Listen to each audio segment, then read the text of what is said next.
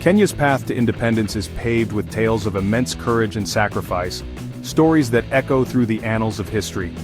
At the heart of this struggle lies the Mau Mau uprising, a defining moment in Kenya's history, symbolizing the fight against oppression. From 1952 to 1960, the Mau Mau, primarily from the Kikuyu community, rose against British colonialism, demanding freedom and justice. They fought for their land, rights, and dignity, refusing to be subjugated any longer. The British response was swift and brutal, declaring a state of emergency and deploying massive military force. Thousands were detained, tortured, and killed in a ruthless attempt to crush the rebellion, leaving scars that would last generations. Despite overwhelming odds, the Mau Mau fighters waged a relentless guerrilla war, showcasing their resilience and determination. Among their leaders was Field Marshal Dedan Kimathi, whose capture in 1956 dealt a severe blow to the movement but did not extinguish their spirit. The Mau Mau uprising paved the way for Kenya's independence in 1963, marking a new era for the nation and a testament to the enduring power of the human spirit. The dawn of independence brought the promise of a brighter future for Kenya. However, for the Mau Mau veterans, this promise remained largely unfulfilled. Instead of being celebrated as heroes, they were sidelined and forgotten. The land they fought for remained in the hands of the elite.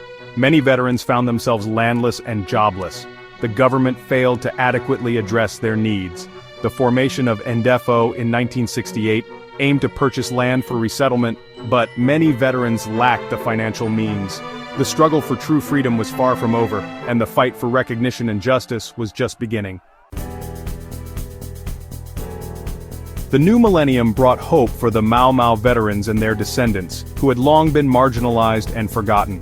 In 2003, under President Mwai Kibaki, the ban on the Mau Mau was lifted, marking a significant turning point in their struggle.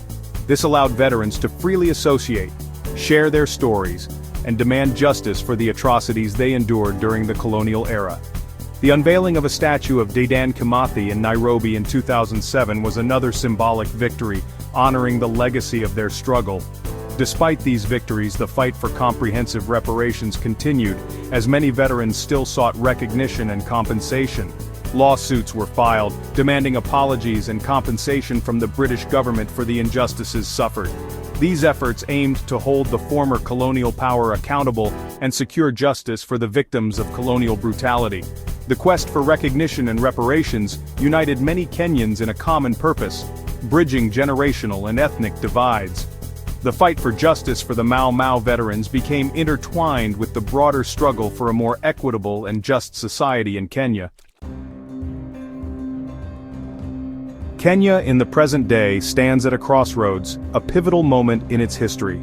President William Ruto, in his Mashujaa Day speech in October 2024, delivered a powerful message of unity and inclusion, calling on all Kenyans to come together. He acknowledged the sacrifices of all those who fought for Kenya's freedom, emphasizing the need to move forward as one nation, united in purpose and vision.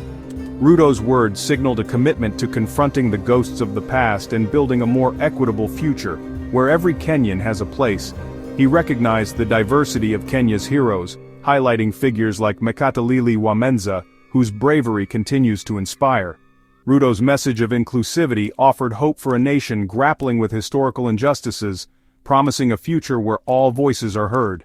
The journey towards true equality and justice in Kenya is far from over, but the path is clearer now. The spirit of the Mau Mau continues to inspire generations of Kenyans as they strive to create a nation that honors its past and embraces a brighter future filled with promise and unity.